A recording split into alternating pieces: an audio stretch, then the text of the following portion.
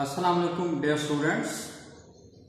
उम्मीद है आप लोग खैरियत से होंगे।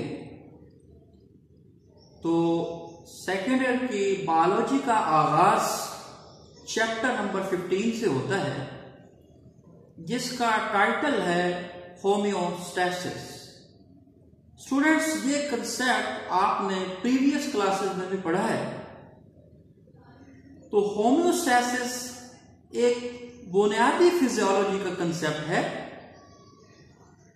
अगर मैं आप लोगों को इसको आसान अल्फाज के अंदर समझाऊं तो हम जानते हैं ना कि हमारी बॉडी का जो टेम्परेचर है वो है 37 डिग्री सेंटीग्रेड।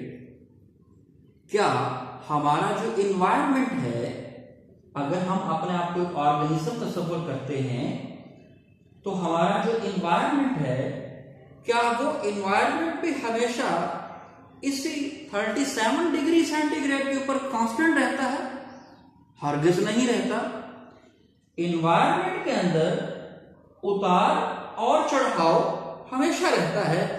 यानी कि if we consider our body at constant temperature compare to the environment, so in the environment there is a regular fluctuation, उतार चढ़ाव होता है। क्या हमारी बॉडी के अंदर उतार चढ़ाव नहीं होता? होता है। मसलन अगर ये एक पूरा ऑर्गेनिज्म है, इस ऑर्गेनिज्म के बाहर एक्सटर्नल एनवायरनमेंट मौजूद है। अब अगर हम ऑर्गेनिज्म के अंदर वाली साइड की बात करते हैं तो स्टूडेंट्स, इसके अंदर भी एक पूरी की पूरी एनवायरनमेंट मौजूद है। अगर हम किसी एक छोटे से सेल की एग्जांपल लें जो हमारी बॉडी के अंदर है, तो उस सेल की भी एक अपनी इंटरनल एनवायरनमेंट है, जिसके बाहर उसी सेल की एक्स्ट्रा सेलुलर एनवायरनमेंट है। पर क्या वो हमारी बॉडी के अंदर जो चेंज आता है, वो चेंज भी उसी तरह से शार्प और वाज़ेह और ज्यादा होता है जैसा कि एक्सटर्नल एनवायरनमेंट में है? नहीं। हमारे इंटरनल एनवायरनमेंट के अंदर, खास तौर पर सेलुलर एनवायरनमेंट के अंदर जो चेंज आता है, उसको सेल का कंट्रोल सिस्टम मॉनिटर करता है और उसको बड़ी नैरो फ्लक्चुएशन के अंदर रखता है। एक एग्जांपल मैं पानी के कंटेंट की लेता हूं। अगर हम लोग एक कसीर मिकदार के अंदर पानी पी लेते हैं, तो स्टूडेंट्स, जब ये पानी ट्रेवल करते करते सेल्स के अंदर जाता है तो सेल का कंट्रोल सिस्टम इसे मॉनिटर करता है। अब सेल का कंट्रोल सिस्टम, क्या सेल के अंदर वो सारा पानी भर लेगा? नहीं। या सेल में से सारा पानी निकाल देगा? नहीं। So cellular control system will keep a narrow fluctuation.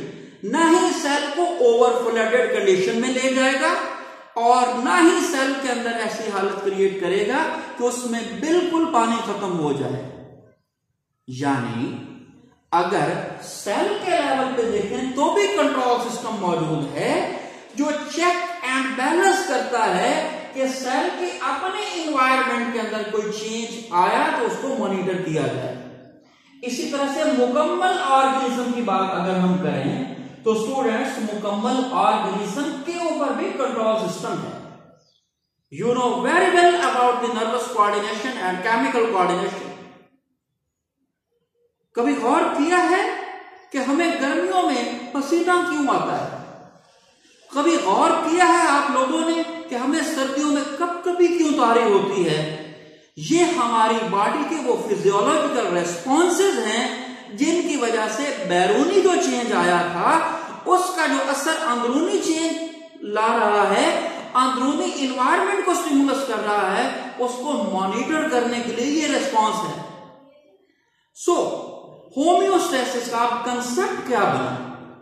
ये मैंने एक्सप्लेनेशन थोड़ी सी इसलिए बताई ताकि हम होम्योस्टैसिस की डेफिनेशन को सही तरह से अंडरस्टैंड कर सकें। भाई, होम्योस्टैसिस जो है ये उस हमारी फिजियोलॉजिकल एबिलिटी का नाम है उस सलाहियत का नाम है जो हमारे अंदरूनी एनवायरनमेंट को, अंदरूनी माहौल को बचाता है, एक कांस्टेंट लेवल के ऊपर रखकर। किस चीज से बचाता है? जो हमारी बैरूनी एनवायरनमेंट के अंदर उतार और चढ़ाव आता है। So we can say biologically homeostasis is the ability to keep internal environment at constant level in spite of the fluctuations in the external environment। यानी आसान अल्फाज के अंदर अगर देखा जाए तो बैरूनी माहौल के अंदर आने वाली तब्दीली और उसके जो असरात मुरतब होते हैं हमारे अंदरूनी माहौल के ऊपर, उस माहौल को उन असरात से बचाने का नाम क्या है? होम्योस्टैसिस।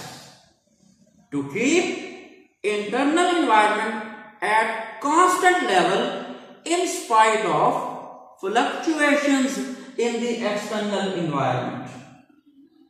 ये तो बाय डेफिनेशन हमने थोड़ा सा सीखा कि होम्योस्टेसिस उस सलाहियत का नाम है, उस एबिलिटी का नाम है जो हमें बैरूनी माहौल के अंदर आने वाली तब्दीलियों के असरात से बचाता है और हमारे अंदर के माहौल को एक कांस्टेंट लेवल पे रखता है।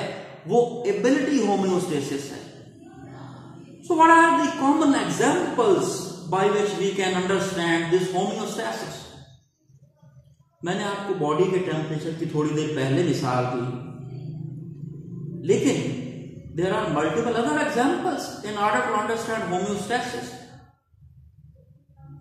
स्टूडेंट्स, कभी गौर किया है कि हम बेशपनाह पानी पीते हैं तो भी हमारी अंदर की फिजियोलॉजी काम कर रही होती है, और कभी हमें पानी की शॉर्टेज हो तो भी हमारी इंटरनल फिजियोलॉजी काम कर रही होती है। तो क्या चीज है हमारी बॉडी के अंदर? कौन ऐसा एलिमेंट है, कौन सा ऐसा सिस्टम है जो हमारे अंदर पानी को और पानी में पाए जाने वाले सॉल्यूट्स को मेंटेन रखता है? केमिस्ट्री की डेफिनेशन के हवाले से आप लोग सॉल्यूट्स, सॉल्वेंट और सॉल्यूशन के कंसेप्ट से वाकिफ हैं। हम आने वाले लेक्चर के अंदर इंशाल्लाह इन चीजों को भी डिस्कस करेंगे, लेकिन फिलहाल हम आज बेसिक कंसेप्ट्स ऑफ होम्योस्टेसिस को डिस्कस कर रहे हैं। So this maintenance of solutes and water concentration inside the body is called osmoregulation. यानी होम्योस्टेसिस के बेसिक कंसेप्ट्स के अंदर जो पहली एग्जांपल हमारे पास है जिससे हम समझ सकते हैं कि होम्योस्टेसिस क्या चीज है, उसमें पहली और बड़ी इंपॉर्टेंट एग्जांपल और मैकेनिज्म क्या है? Osmoregulation, that is the solute and water maintenance and balance inside the body. गर्मियों में बेशपना पसीना आता है, सर्दियों में नहीं आता। या अगर हम बहुत ज्यादा पानी पी लेते हैं तो हम देखेंगे कि एक्सक्रीटरी सिस्टम डाइल्यूट यूराइन पैदा करेगा, और अगर कभी हम पानी थोड़ा पीते हैं तो एक्सक्रीटरी सिस्टम एक कंसंट्रेटेड यूराइन पैदा करेगा। It means there is a maintenance of water and solute inside the body. इस मेंटेनेंस को कहते हैं osmoregulation, and this is one of the best example in order to understand homeostasis. अब students, इसी तरह से excretion, that is the removal of nitrogenous waste from the body.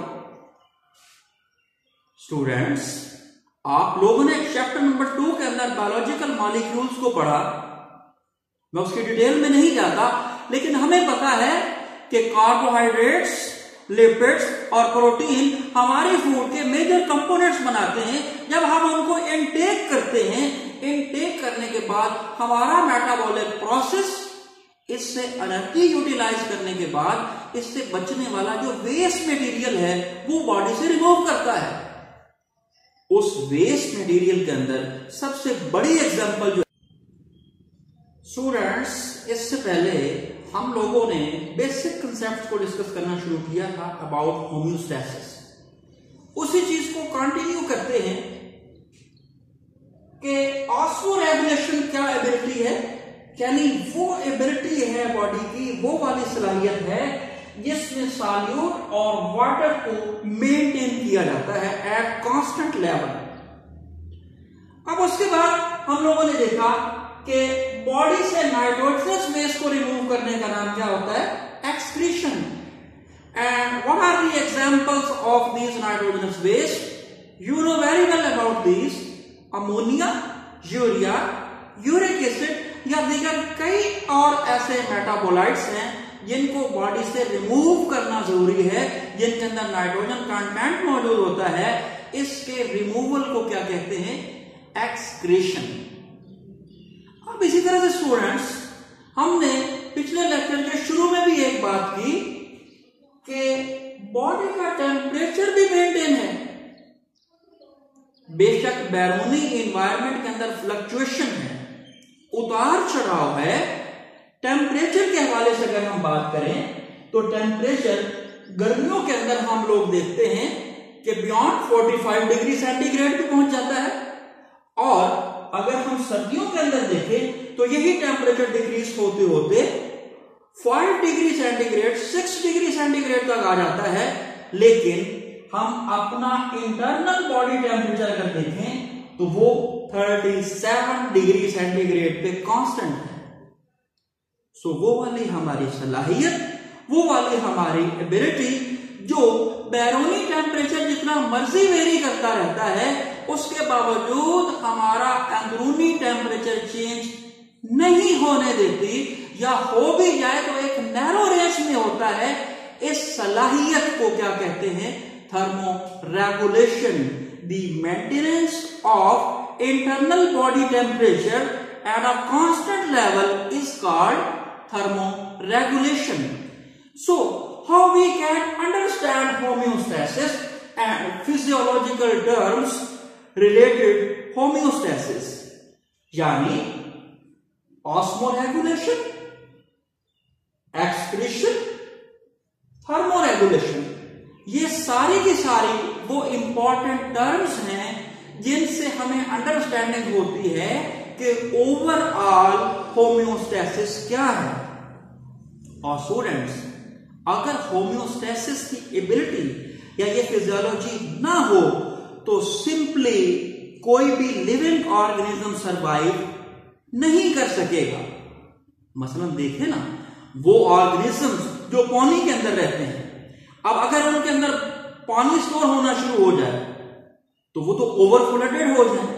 वो पानी में रहने के बावजूद अपनी बॉडी का रिक्वायर्ड वाटर अपने अंदर रखते हैं, इसके अलावा जितना भी होता है उसको एलिमिनेट कर देते हैं। या तमाम वो वाले ऑर्गेनिज्म जो टेरेस्ट्रियल एनवायरनमेंट के अंदर हैं, उनका तो पानी सारा ही एवापोरेट कर जाता, क्योंकि बैरूनी माहौल के अंदर पानी की अवेलेबिलिटी नहीं है, या है तो लिमिटेड है, लेकिन फिर भी उनकी बॉडी का रिक्वायर्ड वाटर और सॉल्यूट लेवल बरकरार रहता है एक कांस्टेंट लेवल पे।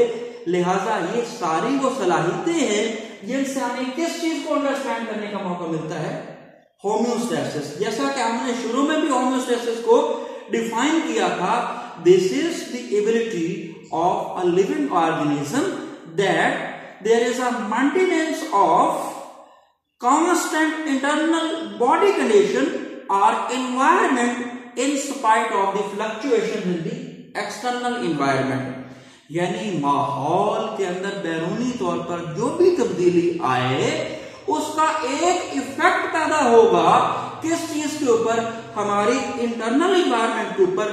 पर हमारे इंटरनल इन्वायरमेंट के अंदर कंट्रोलिंग सिस्टम मौजूद है जो उस चेंज को मॉनिटर करते हैं और अपने आप को कांस्टेंट लेवल पे रखते हैं।